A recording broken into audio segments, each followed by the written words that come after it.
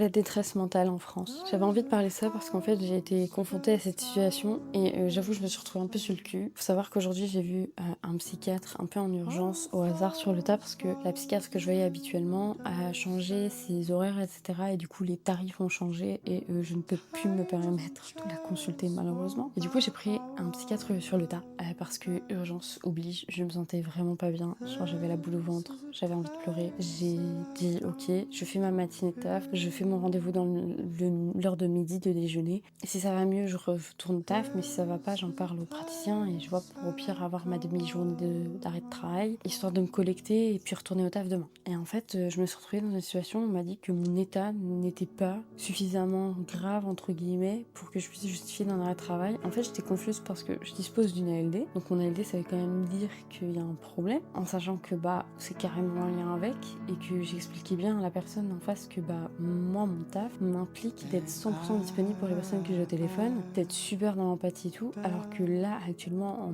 pleine angoisse, je suis clairement pas mentalement disponible pour ces personnes-là. Et dans un second temps, je ne sais pas si je vais être capable de me contenir quand on m'insulte ou autre. Et en fait, c'est mon travail qui est en jeu déjà dans un premier temps. Et dans un même temps, c'est ma santé mentale qui est en jeu. Et je sais pas, genre ça a pas été jugé comme si important que ça. On m'a clairement dit, bah non, les arrêts de travail c'est durci, donc vous justifiez pas d'un état de santé suffisant, allez hop, ciao. Et en fait, je me suis retrouvée con, parce que du coup, je suis pas allée travailler cet après-midi. En tout cas, je suis pas payée, je m'en fous, mais c'est plus pour la forme. Moi, j'aime bien avoir un justificatif pour dire à mon employeur, voilà, j'ai pas fait mytho, j'ai fait du tricot et je me suis éclatée, tu vois. J'étais en train de chialer littéralement dans mon salon, comme une conne.